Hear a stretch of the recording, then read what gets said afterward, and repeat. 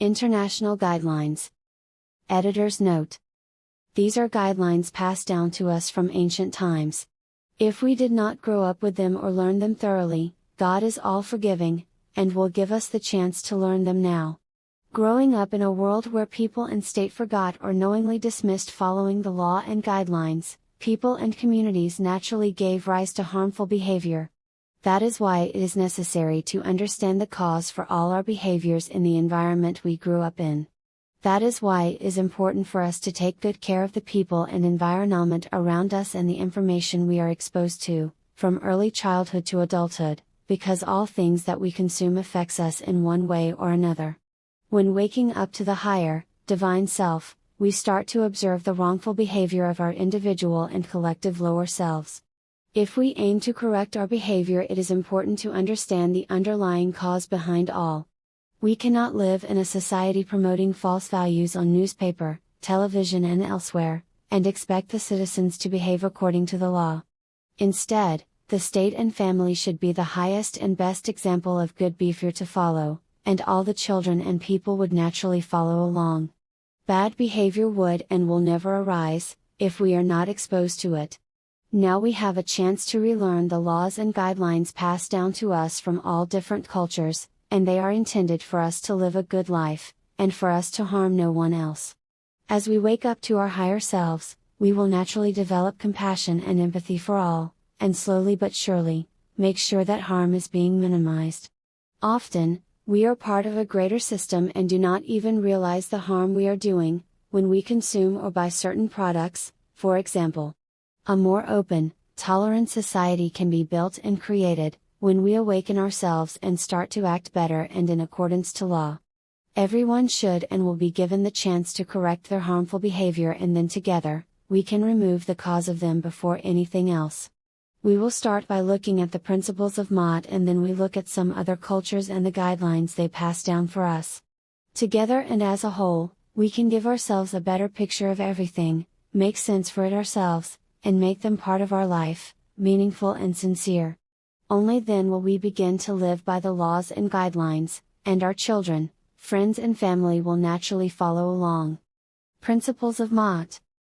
Mott was the model for human behavior, in conformity with the will of the gods, the universal order evident in the heavens, cosmic balance upon the earth, the mirror of celestial beauty. Awareness of the cosmic order was evident early in Egypt. Priest astronomers charted the heavens and noted that the earth responded to the orbits of the stars and planets. The priests taught that mankind was commanded to reflect divine harmony by assuming a spirit of quietude, reasonable behavior, cooperation, and a recognition of the eternal qualities of existence, as demonstrated by the earth and the sky. All Egyptians anticipated becoming part of the cosmos when they died, thus the responsibility for acting in accordance with its laws was reasonable. Strict adherence to Mott allowed the Egyptians to feel secure with the world and with the divine plan for all creation. The Egyptians believed strongly that every individual was responsible for his or her own life, and that life should be lived with other people and the earth in mind. In the same way that the gods cared for humanity, so should humans care for each other and the earth which they had been provided with. This philosophy is evident in every aspect of Egyptian culture, from the way they constructed their cities to the balance and symmetry of their temples and monuments. If one lived harmoniously in the will of the gods, then one was living in harmony with the concept of Mott and the goddess who embodied that concept. To the Egyptians, the soul consisted of 9 separate parts. The Khat was the physical body, the Ka one's double form, the Ba a human-headed bird aspect which could speed between earth and the heavens, Shuya was the shadow self, Ak the immortal, transformed self, Sahu and Sekhem aspects of the Ak, Ab was the heart, the source of good and evil, Rin was one's secret name. All 9 of these aspects were part of one's earthly existence. When one died, the Ak, with the Sahu and Sekhem, appeared before the god Osiris in the Hall of Truth and in the presence of the 42 judges to have one's heart, Ab, weighed in the balance on a golden scale against Mott's white feather of truth. If one passed through judgment and avoided any of the pitfalls and traps set by demons and the forces of chaos, one arrived at the field of reeds, a paradise where one was greeted by those loved ones who had gone before, and which was a mirror image of one's life on earth. Margaret Bunson describes this afterlife. Eternity itself was not some vague concept. The Egyptians, pragmatic and determined to have all things explained in concrete terms, believed that they would dwell in paradise, in areas graced by lakes and gardens. There they would eat the cakes of Osiris and float on the lake of flowers. The eternal kingdoms varied according to era and cultic belief, but all were located beside flowing water and blessed with breezes, an attribute deemed necessary for comfort. The Garden of Aru was one such oasis of eternal bliss. Another was Maat, an eternal land where the deceased buried a flame of fire and a scepter of crystal, rituals whose meanings are lost. The goddess Maat, the personification of cosmic order, justice, goodness, and faith, was the protector of the deceased in this enchanted realm, called Hecht in some eras. Only the pure of heart, the Upt, could see Maat. 86-87. The only official worship of Maat was when the king of Egypt made sacrifice to her upon ascending to the throne and presented Maat to the gods by offering a small image of her. In doing so, the king was asking for her help in maintaining divine balance in his rule. If the king could not achieve balance and promote harmony, then it was a clear sign that he was not fit to rule. Maat, and the vital concept she embodied, was crucial to the king's success. She was an important and all-pervasive figure in the Egyptian pantheon, even though very few stories are told of her and she had no temple or cultic following. The gods were said to live off Maat and, as the scholar Richard H. Wilkinson notes, most of the images of the king presenting Maat to the other gods at his coronation are essentially identical to those in which the king presents food, wine, or other forms of sacrifice to the gods. 152. The gods would have, in fact, lived off Maat in that they were all bound by their own laws to observe harmony and balance and encourage those values in the human beings they cared for. Temples to Maat were the temples of all the other gods because Maat was the underlying cosmic principle which made the lives of humans and gods possible. One worshipped the goddess Maat by living a life in accordance with the highest principles of justice, order, and harmony, keeping in mind one's neighbors and the earth one had been given to tend. Although goddesses like Hathor and Isis were more popular, and even eventually took on many of Maat's attributes, she remained an important deity throughout Egypt's history and defined the cultural values of the country for centuries. The neophyte or student's ultimate aim in Kemet was for a person to become one with God or to become like God. The path to the development of godlike qualities was through the development of virtue, but virtue could only be achieved through special study and effort. According to George G. M. James in his timeless work Stolen Legacy writes, the following of the 10 virtues were sought by the neophyte in ancient Kemet. In the final analysis, the ancient Kemites sought Maat, or to be more correct they sought to become one with Maat, the cosmic order. 1. Control of thoughts. 2. Control of actions. 3. Devotion of purpose. 4. Have faith in the ability of your teacher to teach you the truth. 5. Have faith in yourself to assimilate the truth. 6. Have faith in themselves to wield the truth. 7. Be free from resentment under the experience of persecution. 8. Be free from resentment under the experience of wrong. 9. Cultivate the ability to distinguish between right and wrong and 10. Cultivate the ability to distinguish between the real and the unreal. What are the 7 principles of Maat?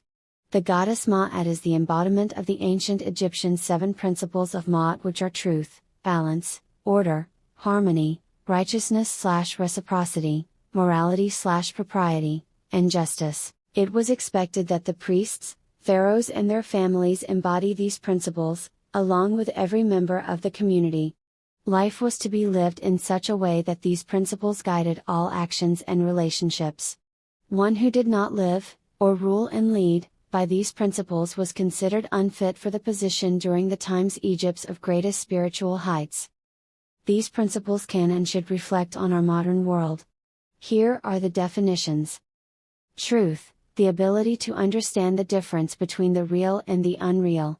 Of course, this is subject to the definition of reality.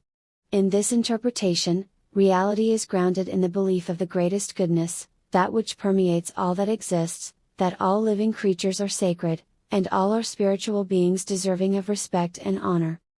Justice, the state in which there is equity for all persons, for all creatures and for the planet on which all of these rely for life. Equity means that all have equal opportunity for basic needs to be met: food, shelter, water, safety, medical care, dignity, respect, community, to live in peace, to fully and meaningfully participate and contribute to society, to offer gifts, talents, and/or essence, toward the good of the whole. Harmony, the state of being in which different expressions of Mother Nature's, gods/goddesses, spirit, humans, animals, plants, etc., move together in ways that create alignment and beauty. Each expression must be authentic and express fully all that it is created to be. It is only through authenticity that harmony can truly be achieved, and occur naturally when each entity is being true to itself, to its spiritual reality. Balance, a state in which the internal and external environments of an individual, or group are aligned with the goddess, Mother Nature, one another and the rest of creation. Balance is a state of homeostasis in which the internal and external environments of an individual or group are aligned with the cosmos/universe, with one another. It is the experience of existing in the place where opposites meet, the creation point, where new life is generated and new possibilities come into being. Order, for life, matter, all beings to exist. Our bodies, our cells, our families, our cities, nature and everything we know is founded in order. There is order even in the chaos of nature, a state of being in which things are arranged in ways that are uncluttered, free of excess, clear. Reciprocity is the law that which you give, you receive. Reality that what comes around, goes around. There is a motion, rhythm of cause and effect, give and take, forward and backward to every aspect of creation. Propriety/morality, means to be and to do what is right, according to the truth that all living creatures are spiritual beings and deserve to exist. This means to do no harm to another being, creature or aspect of God, the goddess, beginning with self. Right means to live out those behaviors, words, actions, thoughts, and feelings which do no harm to another being, creature or aspect of creation, beginning with self. The principles of Maat were an important value of the Egyptian culture.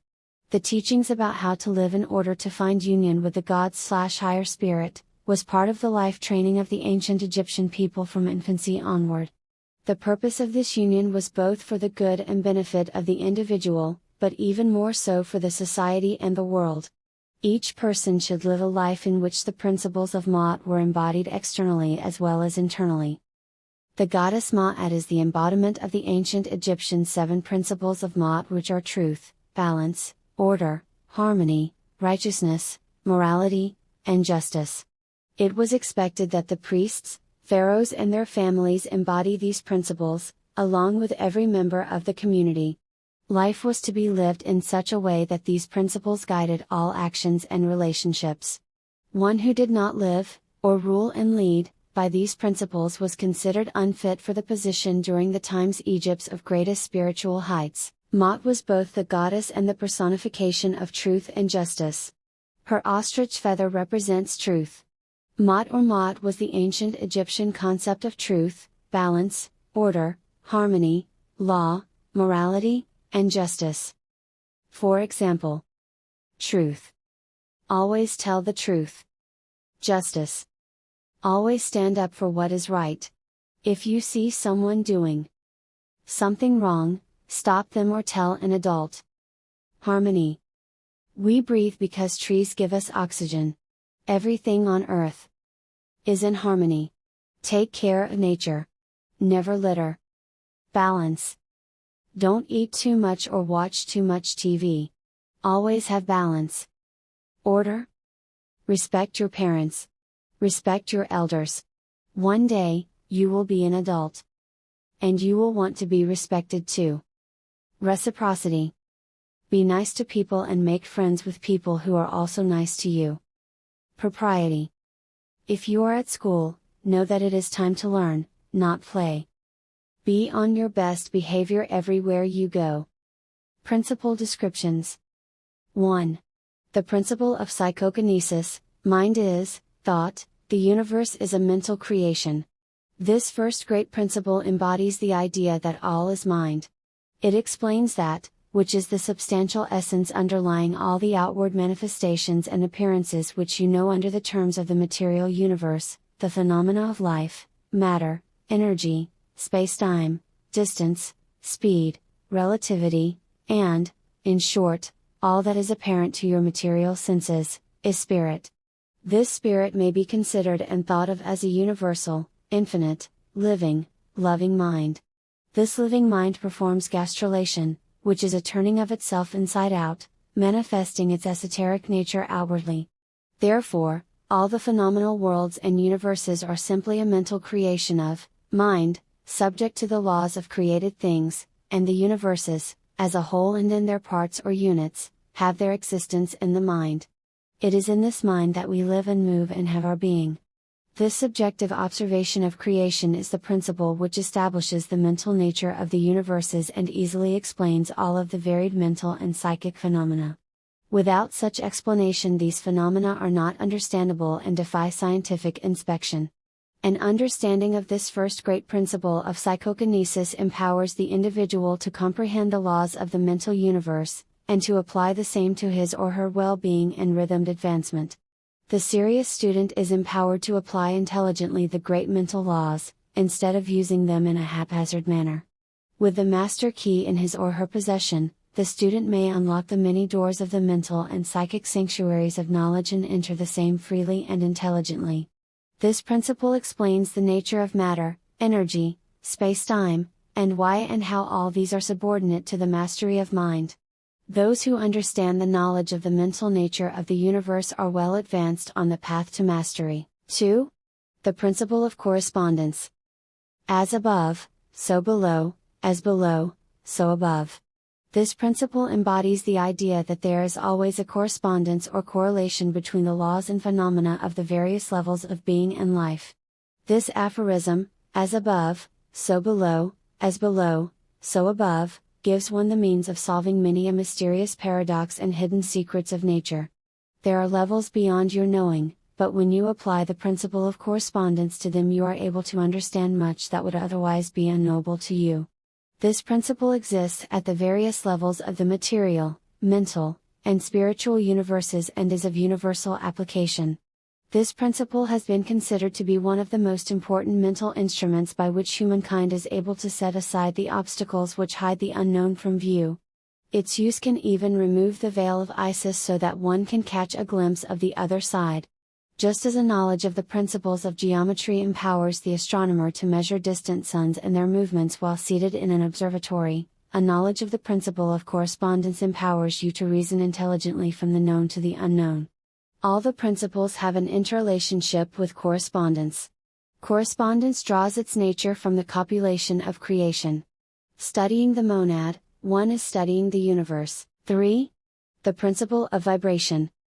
God is both motion and stillness. Motion simulates stillness. Everything in existence, the effects of the cause, vibrate. This principle embodies the idea that every effect, everything is in motion, everything vibrates, source is at rest. This principle explains that the differences between various manifestations of matter, energy, space-time, mind, and even spirit result largely from varying rates of vibration. From creation's copulation, which is pure spirit, down to the grossest form of matter, all lies in stillness and vibration. From the in and out of bond infinite times in a finite moment, to the expansion and collapse of a universe, the rate of vibration is observed as states of proper time. The higher the vibration, the higher the position in the scale. The vibration of spirit is at such an infinite rate of intensity and rapidity that it is seemingly at rest, just as a rapidly turning wheel seems to be motionless. At the other end of the scale, there are gross forms of matter whose vibrations are so low as to seem at rest. Between these two opposing points, there are billions upon billions of varying degrees of vibration. From quark, lepton, electron, protons, neutrons, atoms, and molecules, to planets and universes, everything is in resting stillness and vibratory motion, no matter the unit size or scale. This is also true in the fields of energy and force, which are but varying degrees of vibration, and also at the mental levels, whose states depend upon vibrations, and even at the spiritual levels. All the principles have an interrelationship with vibration. Vibration draws its nature from the copulation of creation. An understanding of the principle, with the appropriate application, empowers the student to control their own mental vibrations as well as those of others. The masters also apply this principle to the conquering of natural phenomena in various ways. Those who understand the principle of vibration have taken hold of the scepter of power. 4. The principle of opposition. Every effect and thing is dual, everything has an opposing balancing point, everything has its pair of opposites, like and unlike are the same, opposites are identical in nature, but different in degree, extremes bond, all truths are but partial truths, all paradoxes may be reconciled. This principle embodies the idea that everything is dual, everything has two opposing sides, everything has its pair of opposites, of which all are ancient aphorisms. It explains the paradoxes that have perplexed so many and have been stated as follows: thesis and antithesis are identical in nature, but different in degree, opposites are the same, differing only in degree, the pairs of opposites may be reconciled, in and out of bond nothing and possibility meet, extremes bond, everything is and is not at the same time, every truth is partially false, all truths are a paradox, there are at least two sides to every story, etc. It explains that in everything there are two opposing points or opposite aspects, complementary, and that opposites are really only the two extremes of the same event, with many varying degrees between them. To illustrate, hot and cold, although opposites, are really the same phenomenon, the differences consisting merely of degrees of the same event. In actuality, there is no such thing as absolute hot or absolute cold. The two terms hot and cold simply indicate varying degrees of the same event, and that same event which manifests as hot and cold is merely a form, variety, and rate of vibration. So hot and cold are simply the two opposing points of that which you call temperature, and the phenomena attendant thereupon are manifestations of the principle of opposition. The same principle is involved in the case of light and darkness, which are the same event, the difference consisting of varying degrees between the two opposing points of the phenomenon. Where does darkness leave off and light begin? What is the difference between large and small, hard and soft, black and white, sharp and dull, noise and quiet, high and low, positive and negative? The principle of opposition explains these paradoxes. The same principle operates on the spiritual and mental levels. Take an example from the mental level, that of polarized love and hate, two mental states apparently totally different. Yet there are degrees of hate and degrees of love, and a middle point in which you use the terms like or dislike, which shade into each other so gradually that sometimes you are at a loss to know whether you like or dislike or neither. All are simply degrees of the same event, as you will find if you will but feel it for a moment. More than this, and considered of more importance by the students, it is possible to change the vibrations of hate to the vibrations of love in one's own mind and in the minds of others. It is impossible to change the purest vibration of love into hate. God is love. You will therefore realize the possibility of this being accomplished by the use of the will, by means of knowing the will. Good and bad are but opposing points of the same event, and the student understands the art of altering bad into good by means of an application of the principle of opposition. In short, the art of immersion becomes a phase of psychokinesis known and practiced by the ancient and modern masters. All the principles have an interrelationship with opposition. Opposition draws its nature from the copulation of creation, the Big Bang if you will. An understanding of the principles will empower one to change their own vibration as well as that of others, if they will devote the time and study necessary to master the art. 5. The principle of rhythm. Everything flows out and in, everything has its season, all things rise and fall, the pendulum swing expresses itself in everything, the measure of the swing to the right is the measure of the swing to the left, rhythm compensates. This principle embodies the idea that in everything there exists a measured motion to and fro, an outflow and inflow, a swing backward and forward, a pendulum-like movement, a tide-like ebb and flow, a high tide and a low tide. All things come in and out of bond between the two opposing points which exist in accordance with the principle of opposition described previously. There is always an action and a reaction, an advance and a retreat, a rising and a sinking. This is in the affairs of the universe, suns, worlds, humankind, animals, mind, energy, and matter. This law is established in the creation and destruction of worlds, in the rise and fall of nations, and finally in the mental states of humans. The students that realize this principle find its universal application and discover the means to overcome its effect upon themselves. They apply the mental law of neutralization. They cannot annul the principle or cause it to cease its operation. They do not escape the effect the principle will have on them at one level, but they have learned how to escape its effects upon themselves to a certain degree. They have learned how to use it, instead of being used by it. In this and similar methods consists the art of the masters. The masters immerse themselves at the point at which they desire to rest, and then neutralize the rhythmic swing of the pendulum which wants to carry them to the opposite point. All individuals who have attained any degree of self-mastery do this naturally, more or less unconsciously, but the masters do this consciously by the use of their will. They attain a degree of poise and mental firmness beyond belief of the masses who are swung backward and forward on the pendulum of opposition. All the principles have an interrelationship with rhythm. Rhythm draws its nature from the copulation of creation. This principle and that of opposition have been closely studied by the masters, and the method of counteracting, neutralizing, and using them forms an important part of psychokinesis. 6. The principle of cause and effect. Every cause has its effect, every effect has its cause, everything happens according to law. Chance is just a name for law not recognized. There are many fields of causation, but nothing escapes the law of destiny. This principle embodies the idea that there is a cause for every effect, and an effect from every cause. It explains that everything happens according to law, that nothing ever merely happens, that there is no such thing as chance, that while there are various fields of cause and effect, the higher dominating the lower fields, still nothing ever entirely escapes the law, destiny. The masters understand the art and method of rising above the ordinary field of cause and effect, and by mentally rising to a higher field they become causers instead of effects. The masses of people are carried along obedient to environment, the wills and desires of others stronger than themselves, heredity, suggestion, and other outward causes moving them about like pawns on the chessboard of life. But the masters, rising to the field above, dominate their moods, character, qualities, and powers as well as the environment surrounding them, and become movers instead of pawns. They help to play the game of life, instead of only being played and moved about by the environment.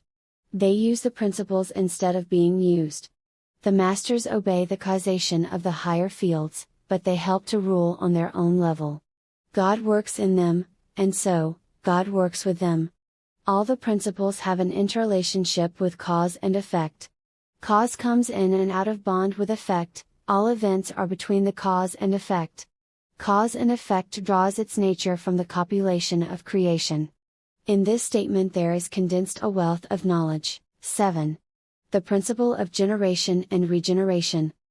Generating and regenerating is in everything. Everything has its creative and receptive principles, which manifests on all levels. This principle embodies the idea that there is generating expressed in everything, principles ever at work. The nature of the copulation of creation displays in this principle. This is a fact not only of the physical level, but of the mental and even the spiritual levels. On the physical levels the principle presents itself as sex, on the higher levels it takes higher forms, but the principle is ever the same. No creation, physical, mental, or spiritual, is possible without this principle. An understanding of its laws will throw light on many a subject that has perplexed the minds of humans. Sexual energy is the source of all creation. It is entirely natural and normal for the man mind to express itself. However, modern-day culture, television series, newspapers, advertising have exposed society to extreme forms of sexuality which overstimulated all minds, which, with divine grace, love and presence, can and will bring us back to our natural state that we enjoyed before being exposed to multimedia. The principle of generating and regenerating works ever in the direction of generation, regeneration, and creation. Everything and every person contains the two elements or aspects of this great principle within it, him, or her. Every male thing has the female element as well, every female contains also the male principle. If you are to understand the philosophy of mental and spiritual creation, generation, and regeneration, you must understand and study this principle. All the principles have an interrelationship with gender. As the nothing comes in and the possibility out of bond, gender is created. Generating regenerating draws its nature from the copulation of creation. It contains the solution to many mysteries of life. Maat, I call upon you for the winds of justice. Feather and smudge Maat, I ask that you let my heart be purified and may the scales of justice bring balance into my life. Pick up the ink, holding in dominate hand, the amethyst in receiving hand. Join with Maat, bringing her into your mind's eye.